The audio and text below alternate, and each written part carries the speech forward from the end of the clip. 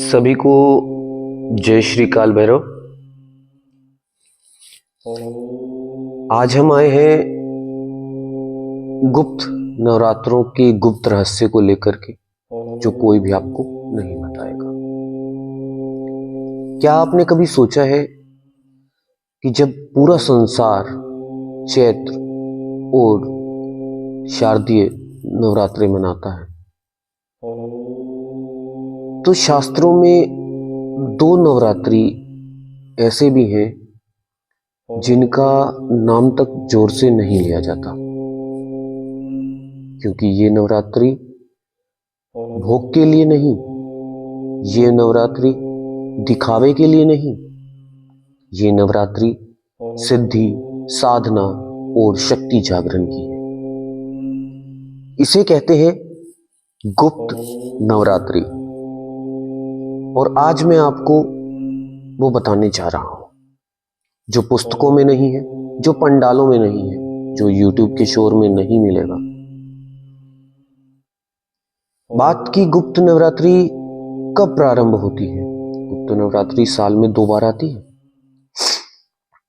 पहली माघ गुप्त नवरात्रि माघ मास की शुक्ल प्रतिपदा से नवमी तक, और दूसरी आषाढ़ गुप्त नवरात्रि आषाढ़ मास की शुक्ल प्रतिपदा से नवमी तक, जो कि माघ महीने की गुप्त नवरात्रि की शुरुआत 19 जनवरी से होने वाली है, और इसका समापन जो है वो 27 जनवरी को होने वाला है। और सबसे विशेष बात यह है कि इस दिन में जैसे किसी के घर में ऊपरी दोष, बाधा है ना, बहुत सारी तकलीफें, दुख, कुछ अनैतिक ग्रह जो होते हैं उनका प्रभाव जो किसी भी नीति को बदल करके आपकी लाइफ को प्रभावित करते हैं, और बहुत छोटे से और न्यूनतम से उपाय से वो सही हो सकता है। यही वो समय है जब मंत्र, तंत्र और साधना तेजी से फल देना शुरू करती है। इस नवरात्रि में देवी बाहर नहीं आती, देवी साधक के भीतर उतरती है। आप सोच सकते होंगे कि कितना बड़ा परिवर्तन होता है। गुप्त नवरात्रि को गुप्त क्यों कहा गया है? क्योंकि इस समय ढोल नहीं बजते, पंडाल नहीं लगते, सार्वजनिक आरती नहीं होती, लेकिन हाँ, शमशान में साधनाएं होती हैं, एकांत में मंत्र जागृत होते हैं, और आधी रात को शक्ति उतरती है। शास्त्र कहते हैं जो गुप्त नवरात्रि को जान गया वो साधारण जीवन से ऊपर उठ गया।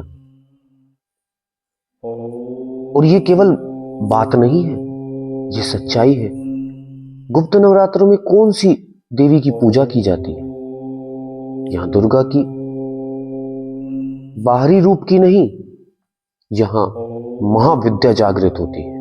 काली, तारा, भैरवी, छिन्नमस्ता, धूमावती, बगलामुखी, त्रिपुर सुंदरी, मातंगी, कमला। यही कारण है कि हम किसी को गुप्त नवरात्रि करने की अनुमति भी नहीं है। इसको हर कोई नहीं कर सकता है। गुप्त नवरात्रि में क्या करना चाहिए, अब आप ये भी सोचेंगे। बहुत ध्यान से सुनिए। दिखावे की साधना मत कीजिए, बिना गुरु का प्रयोग मत कीजिए, अहंकार मत कीजिए, काम, क्रोध, लोभ, नशा मत कीजिए, मजाक या हल्कापन ये भी नहीं चलेगा, क्योंकि इस समय देवी को बुलाने का है, और देवी मजाक नहीं होती है। गुप्त नवरात्रि में क्या करना चाहिए? आप गृहस्थ हैं तो पहला, मौन और संयम, मतलब कम बोले, कम खाएं, कम देखें। दूसरा, दीपक साधना, रात्रि में एक दीपक जलाकर देवी का स्मरण करें। तीसरा, नाम जाप। अगर आप किसी गुरुदेव से दीक्षित हैं और उनसे जो अमूल्य मंत्र जो चलते हैं इस समय में, वो अगर आपको मिलते हैं तो संख्या नहीं, भाव जरूरी है, इसलिए भाव से उसको करें। गुप्त नवरात्रि में एक छोटा सा उपाय बताने जा रहा हूं, अगर कर लिया तो लाइफ बन जाएगी। उसके लिए आपको चाहिए होगा एक मिट्टी का दीपक, सरसों का तेल, काले तिल और थोड़ा सा जौ, एक कपूर, एक नींबू। और ये जो उपाय बताने जा रहा हूं मैं, आपके जीवन में कितना भी बड़ा सर्वनाश होने वाला हो या हो रहा हो या चल रहा हो, इन 9 दिनों में ये कर लिया तो सारा सिस्टम ही बदल जाएगा। एक लोटे में जल लेंगे और ये सारी सामग्री जो भी करना है वो करना बहुत गुप्त है, क्योंकि गुप्त नवरात्रि है ना, तो गुप्त विधान है, उसको ऑनलाइन देना तो असंभव है। तो अगर आप करना चाहें तो लिखिएगा जय माता दी, मैं इसे करना चाहता हूं और इसके बारे में मुझे बताया जाए। तब आपको विधि क्या होगी, किस तरीके से करना होगा, वो बताया जाएगा। गुप्त नवरात्रों की सबसे बड़ी बात, जो बात कोई नहीं बताएगा, इस नवरात्रि में अगर आपकी साधना सच्ची हो तो देवी कर्म काट देती है, डर निकाल देती है, नकारात्मक शक्तियों को हटा देती है, जीवन की दिशा बदल देती है।